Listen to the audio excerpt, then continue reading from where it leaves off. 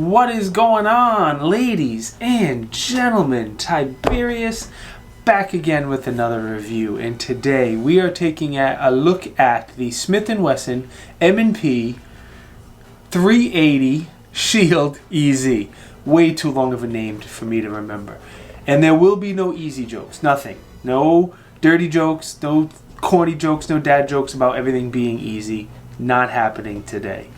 Before we take a look at the firearm, let me give a big thanks once again to my friends at the Elite Indoor Gun Range, local country club here in southern Rhode Island. First they lent us the beautiful Staccato P, now they lent us the Shield EZ, so thank you very, very much. If you're in southern New England, definitely check them out. They have a really nice high-end members platinum lounge. They have an ever-changing sporting clays course. They have a bunch of firearms classes and two really nice indoor ranges. As we go over this pistol, please keep in mind who this gun is designed for. Most of my followers are male, between the ages of 20 and 40, and most of you, this gun was not designed with you in mind.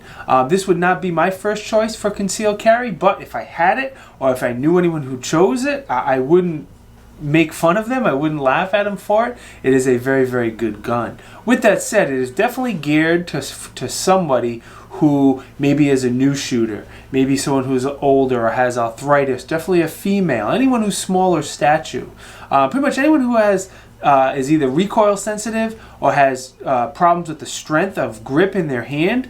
This gun could be a lifesaver for them. You know, as I'm doing my research, I'm looking through a lot of comments and things people are saying about this gun, and I saw quite a few comments from older people who said literally this gun was an absolute lifesaver. So before you comment how much you hate this gun and how it's dumb and whatever else, keep in mind who it's made for.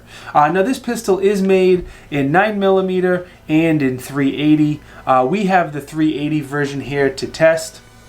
The 9mm is very similar. It's just a little bit longer, a little bit wider, and the slide is a little bit more difficult to rack. Now it's not difficult at all, but the 9mm slide is a little harder to rack than the 380 slide. With that said, both the 9 and the 380 are significantly easier to rack, probably 50% effort compared to a normal or any other pistol that you want to compare it to.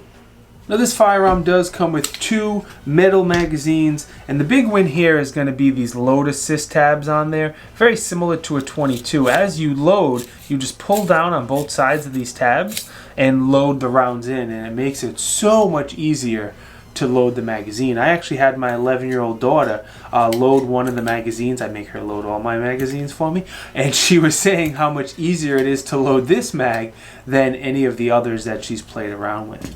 The grip on the gun is fantastic as well. It feels really good. It's very similar to the 2.0 M&P Compact 2.0 grip, just not nearly as aggressive. Why I prefer the 2.0 grip, again, who this gun is geared for, I think making it less aggressive, the stippling or the finish on it, was a very good idea. If you didn't see it on the back here, it does have a grip safety. Once again, I'm not a huge fan of a grip safety, but who this gun is for, it makes a lot of sense, especially considering the trigger doesn't have the normal M&P hinge trigger with the drop safe built into it.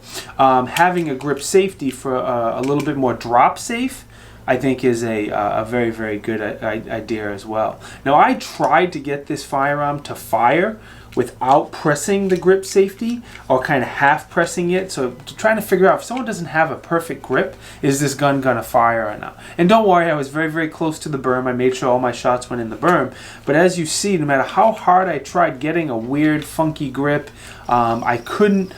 The gun fired every time, no matter what. So if you even have a somewhat decent grip on this firearm, it's going to go bang every single time. The magazine release was great. I could easily reach it. I had my wife shoot this gun. She had no problems reaching it as well. It is reversible for lefties. It's not ambi, which I like on pistols, but it shoots the magazines out. It's a great size, great shape, and in the perfect spot. I had no problems with it. So the trigger on this pistol is pretty good. It's about 4.5 pounds. The reset isn't great, but the trigger pull is pretty good. So let me show you the take up here. There is your take up. It comes to a good wall. And then the break is very tactile and audible. But now the reset, it's not great. There's a lot of travel on the reset, and I don't know if the mic even picked it up or not, but it's not really tactile and audible, the reset that is. Let me show you one more time. A little bit of take up, good wall, fairly light, not a heavy trigger at all, but then your reset, you can kind of hear it a little bit, but it's not great by any means. As far as your rail, it does have a standard 1913 Picatinny rail with 3 cutouts. As you see, I threw my Inforce APLC on here, just because I always do. This gun is available with and without a safety. If you see here in the back, there's a little tiny cutout. That's where the safety would go if you want your version to come with an external safety. On the left side of the gun here, you do have your takedown lever and your slide release. The slide release is only on the left side of the gun, so it's not ambi. It's good size. There's a good ledge to it. It's not the easiest. When you have the slide locked to the rear, it's not the easiest to send forward using it as a slide release. Now, I'm sure most people who have this pistol are going to do the slingshot method. But I figured all the other controls being so easy that the slide release would be a little bit easier as well, but it is what it is. Moving on up to the slide, we have quite a bit going on the slide. You do have some really small front serrations, but they're only half here. So it's not going to help you if you come over the top to press check, but if you come underneath or if you pull like that, you can do press checks that way. Now the rear serrations are excellent. They're very, very aggressive, and then the last one actually bumps out further than the rest of them. So it's kind of like the cocking tabs on the VP9. It really, really helps you get a solid purchase and rack that slide to the rear. When I say this slide is easy to rack, I mean like I can do it with like minimal effort. It lives up to the name when it comes to racking the slide to the rear. Also on the top of the slide here, it does have a loaded chamber indicator. You can feel it, you can see it. Once there's a round in the chamber, that pops up a good bit. It does have a nice set of white 3-dot sights. Excuse me, very, very easy to pick up at the range, very, very easy to see.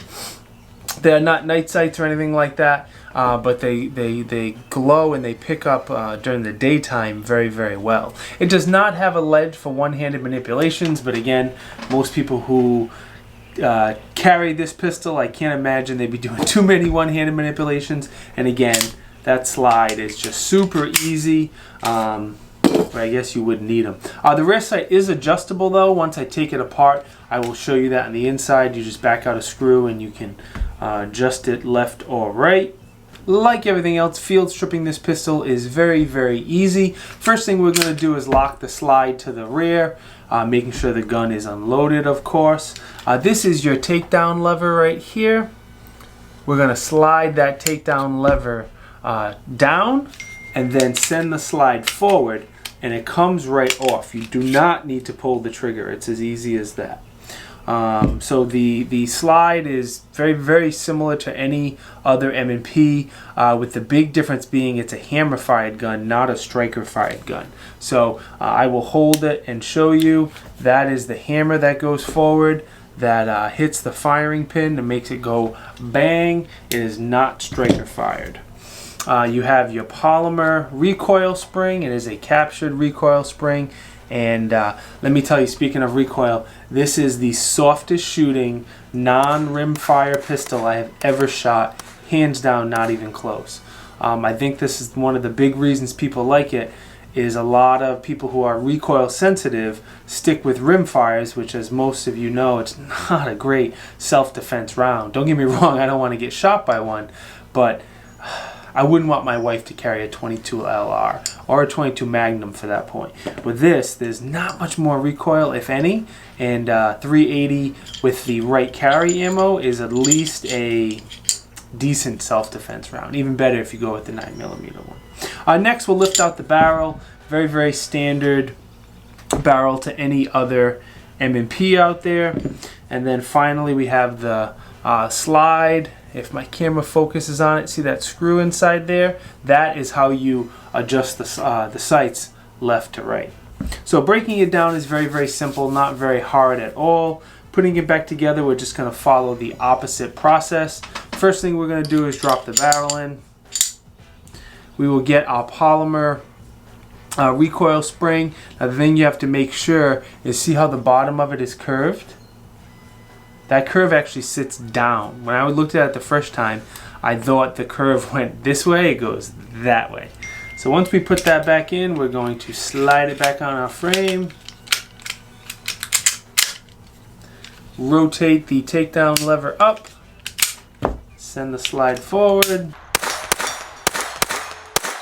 Pulling up the dimensions and the weight here, it is a little bit bigger than other micro compact pistols like the P365. Personally, I would rather have the smaller gun with a higher capacity, but again, this pistol is not made for me. This pistol would be absolutely perfect for somebody like my wife. I would rather have her get the hits on target with the 380 than miss having a couple extra rounds and missing every shot with the P365.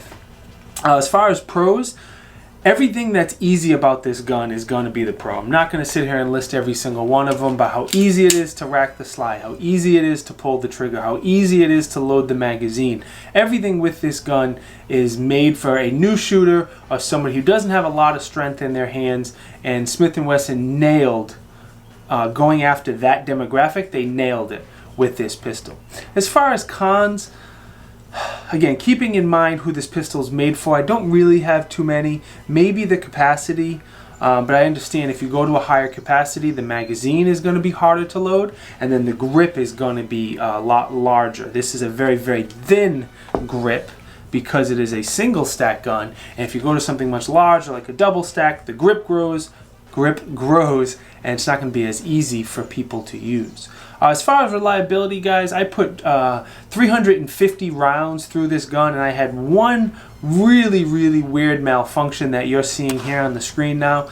I was shooting the second to last round in the magazine, and when that empty shell casing went flying out, so did the last live round in that magazine. So it ejected the empty shell casing and it ejected the last live round. Now that only happened on the first or second magazine I shot, and then after that it was flawless. I didn't have any problems.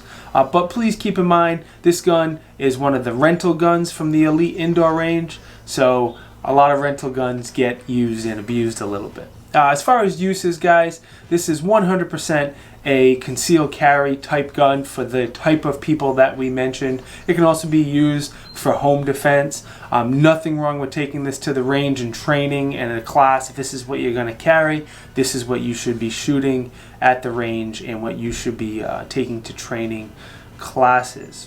One more time, let me thank my friends at the Elite Indoor Range / Peacedale Shooting Preserve. They let us borrow this Smith & Wesson Easy model, and I greatly appreciate that.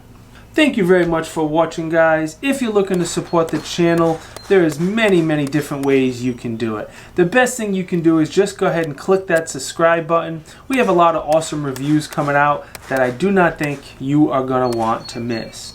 You can also keep the likes and the comments coming because they really help us out. Right now we have two channel sponsors. One of them is M2 Tactical Solutions. They make some of the best holsters and kydex gear in the game. Second one is Howling Beard Company. If you have a beard and you want to give your beard some love, check them out and your beard will appreciate it. Both of them, there's a discount code for both of them. You can use code Tiberius in caps and receive 10% off at both M2 Tactical Solutions and Howling Beard Company. Now, if you want to see what reviews are coming up in the future, be sure to like us on Instagram and Facebook.